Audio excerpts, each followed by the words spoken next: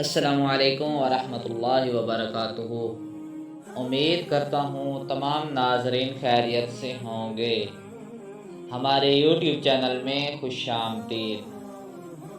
جن دوستوں نے ہمارے چینل کو سبسکرائب کیا ہوا ہے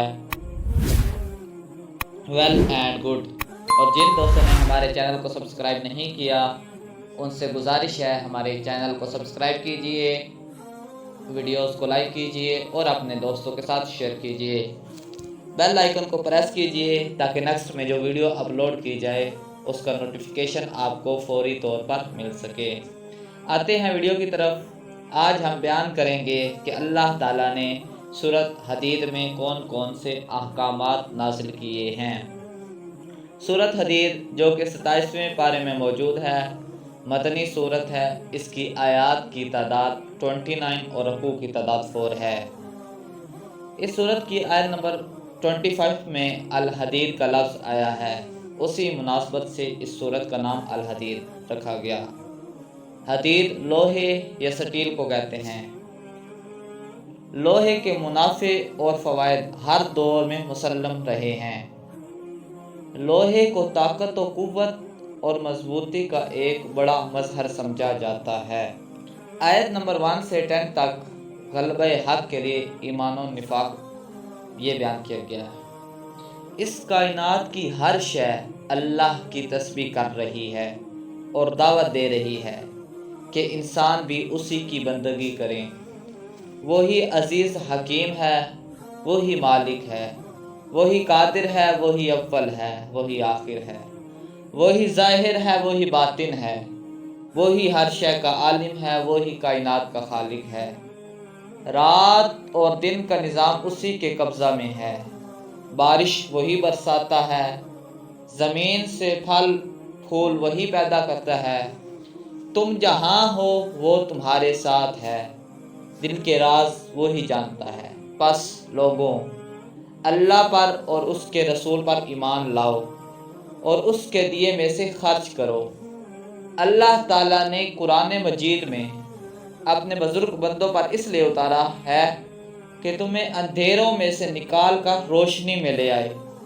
تمہیں کیا ہو گیا ہے کہ اللہ کی راہ میں خرچ نہیں کرتے ہو، حالانکہ زمین و آسمان کا اصلی وارث اللہ ہی ہے۔ فتح مکہ سے پہلے خرچ کرنے والے، اللہ کی راہ میں لڑنے والے، اور فتح مکہ کے بعد کے ایمان لانے والے مجاہد درجے میں برابر نہیں ہو سکتے۔ ویسے دونوں کے ساتھ اللہ نے نیک جزا کا وعدہ کیا ہے۔ آیت نمبر 11 سے 90 تک مومن کا دل حق بات کے سامنے جھک جاتا ہے، یہ بیان کیا گیا۔ جو شخص اللہ کو قرض دے گا، اللہ اس کے قرض کو کئی گنا بڑھا کر لوٹائے گا۔ مومنوں کا ایمان قیامت کے دن ان کے آگے اور دائیں روشنی کرتا ہوگا اور انہیں جنت کی خوشخبری دیتا ہوگا۔ منافقوں کو قیامت کے دن ہر قسم کی روشنی سے محروم کر دیا جائے گا، کیونکہ ان کی جھوٹی امیدوں نے دھوکے میں مبتلا کیا ہوا ہے۔ آج ان کے لیے بچنے کی کوئی صورت نہ ہوگی، جہنم ہی ان کا ٹھکانہ ہوگا۔ کیا ابھی ایمان والوں کے لیے وہ وقت نہیں آیا کہ ان کے دل اللہ کی یاد سے ڈر جائیں اور اللہ کی طرف سے آنے والے حق کی طرف جھک جائیں اور ان اہل کتاب کی طرف نہ ہو جائیں کہ وقت گزرنے کے ساتھ ان کے دل سخت ہو گئے تھے۔ یہ بات بالکل یقینی ہے۔ خیرات کرنے والے اور اللہ کو قرض دینے والے مرد اور عورتیں اللہ کے ہاں بڑے درجات اور نور کا مستحق ہوں گے۔ ہماری آیات کو جھٹلانے والے کافر جہنم کا ایندھن بنیں گے۔ آیت نمبر 20 سے 25 تک دنیا کی زندگی لوہے میں منافع انسانی یہ بیان کیا گیا۔ یاد رکھو، یہ دنیا کی زندگی محض کھیل اور تماشا ہے۔ ایک دوسرے سے بڑھنا اور فخر کرنا یہ محض ایک دھوکہ ہے۔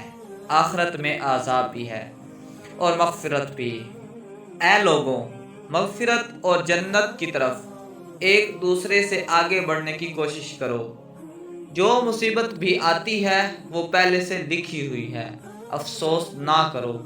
جو مل جائے اس پر اکڑو نہیں۔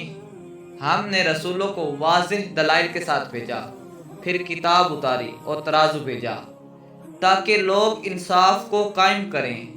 ہم نے لوہا اتارا جس میں بڑا زور ہے اور لوگوں کے لیے فائدے ہیں۔ یہ اس لیے اتارا کہ اللہ کو معلوم ہو جائے کہ کون اس کو دیکھے بغیر اس کی اور اس کے رسولوں کی مدد کرتا ہے۔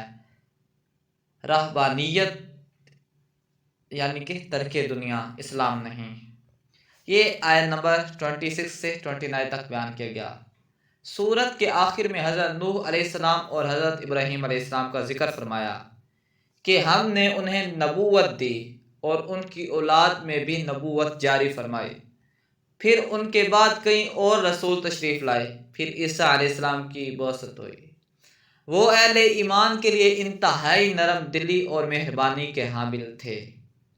ان لوگوں نے جو ترک دنیا اختیار کر لی ہے یہ ہم نے فرض نہیں کیے تھی، مگر انہوں نے اللہ کو خوش کرنے کے لیے اختیار کی اور اسے نبھا نہ سکے۔ اے اہل کتاب، اے ایمان والو، اللہ سے ڈرو، اللہ کے رسول پر ایمان لاؤ، وہ اپنی رحمت سے تمہیں دگنا اجر اور روشنی عطا فرمائے گا، تاکہ اہل کتاب یہ نہ سمجھیں کہ مسلمان اللہ کے فضل میں سے کچھ بھی حاصل نہیں کر سکتے۔ سارا فضل اللہ کے ہاتھ میں ہے، وہ جسے چاہے دے، وہ بڑا فضل والا ہے۔ ان الفضل بید اللہ یؤتیہ من یشاء واللہ ذو الفضل العظیم۔